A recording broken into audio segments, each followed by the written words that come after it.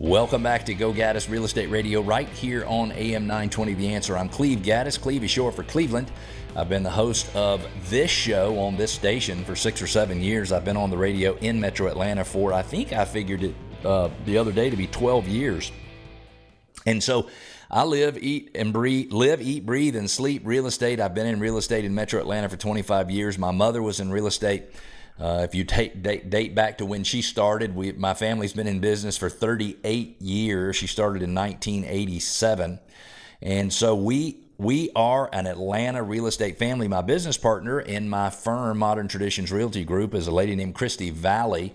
Her dad was also in real estate for almost as long as my mother, maybe a little bit longer. I don't remember, but they were in a long time. And so the name of our company, Modern Traditions, is because we take all of the traditional values that each one of us were taught by our parents, and we apply them in a very modern, a very current, a very contemporary way in today's market.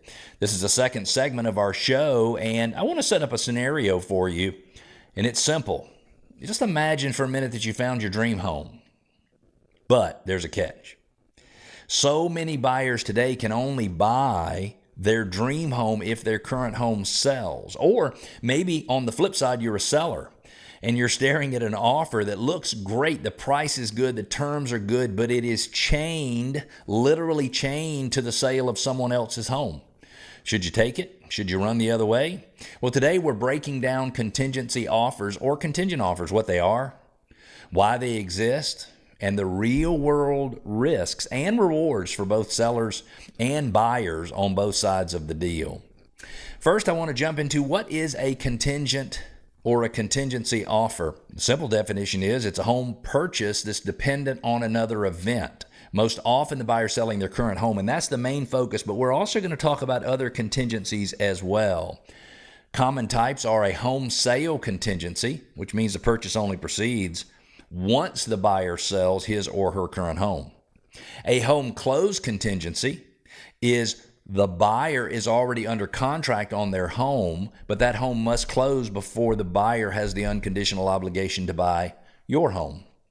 And then other contingencies that are typical, and these, because you have these last three, one of these last three or all three of these last three contingencies, does not mean your offer would be considered a contingency offer.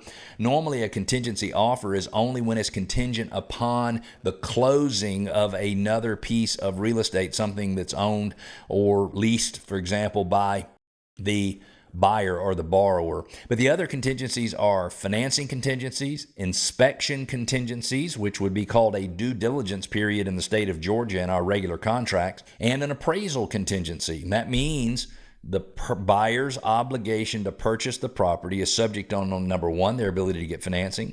Number two, their ability to do an inspection and to ask you as the seller to make any adjustments or repairs to the property. And number three, on the property appraising at or above the purchase price. You might be wondering, well, why do buyers use them? Well, in many cases, it's a financial necessity.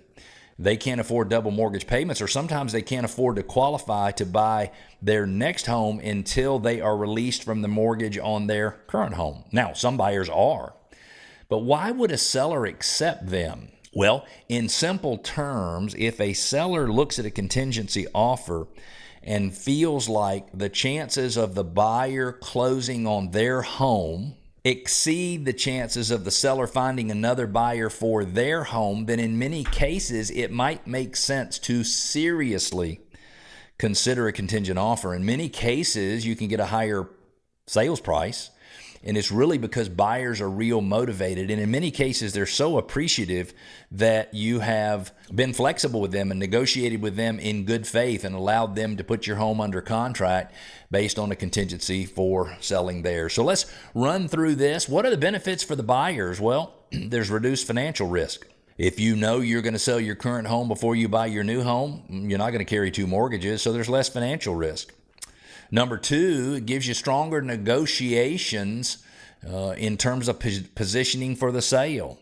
They can wait for the right price. They're not forced to dump their home quickly, all of that kind of stuff. And it gives the buyers peace of mind. It gives them more control over timing. Now, in some cases, smart home sellers working with a very sharp real estate agent will put some more hooks in the deal that require the buyer to move forward in a professional and a logical fashion to get that home sold. Meaning, if you don't have it sold in 2 weeks, maybe you got to drop the price. If you don't have it sold in 2 more weeks, you got to drop the price again. Maybe they'll want to come see your house and look at the marketing and see what's going on. If you have your home under contract, they might want to see copies of all of the paperwork.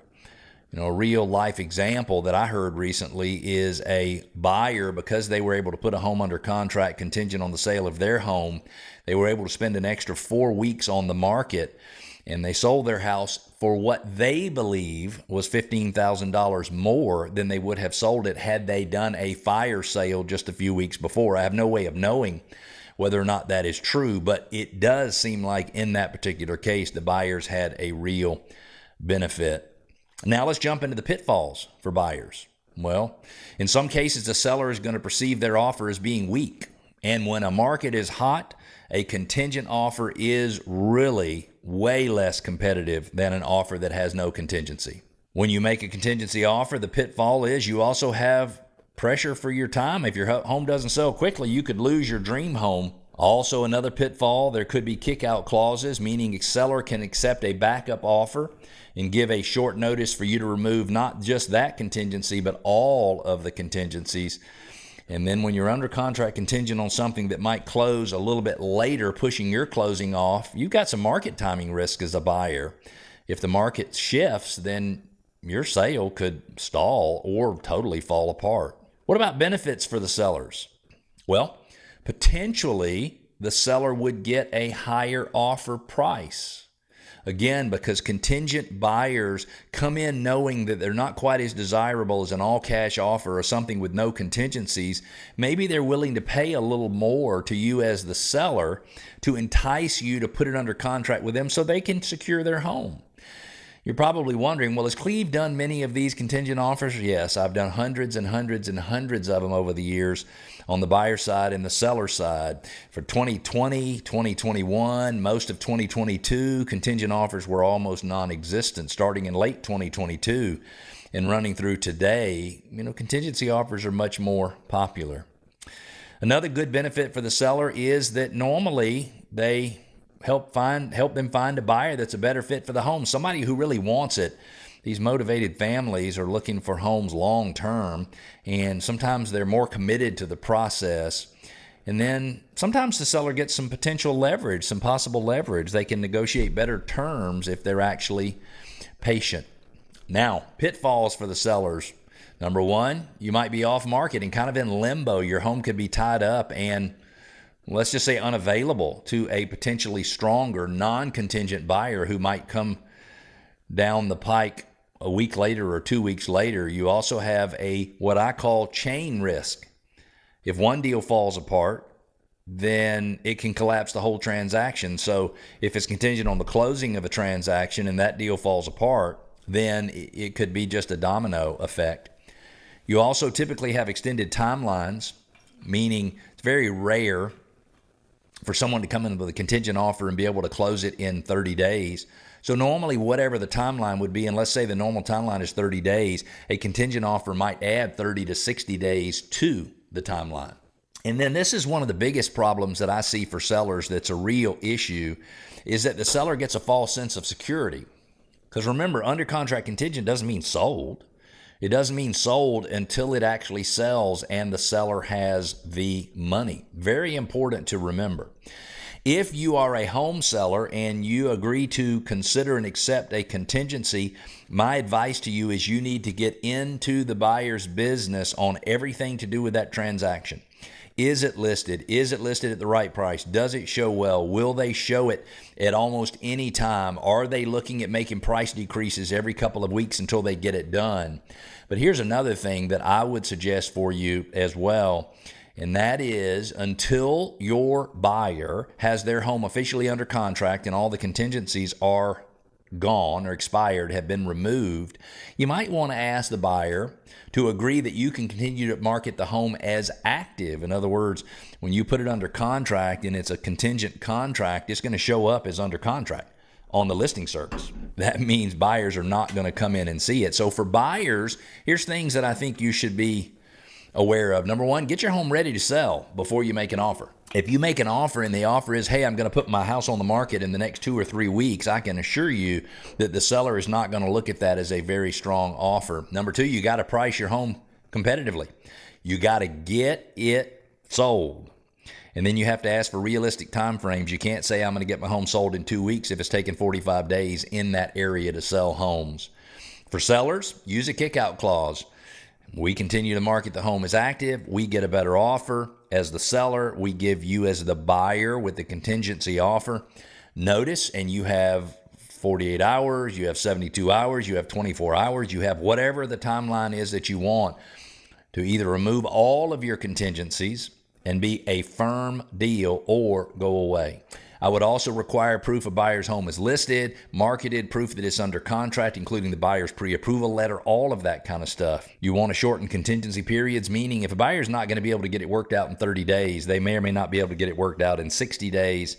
And then, as I mentioned a few minutes ago, keep showing that home until all contingencies have cleared. So to summarize, contingency offers aren't automatically bad or good, and unfortunately, in many cases, real estate agents and home sellers put them in one of those categories. They're simply tools, and the key is knowing how to use them without putting your move, your money, or your sanity at risk. In our next segment, we'll cover the most common real estate contract clauses that sound harmless, but could cost you thousands if you're not paying attention. Stick with us. We'll be back.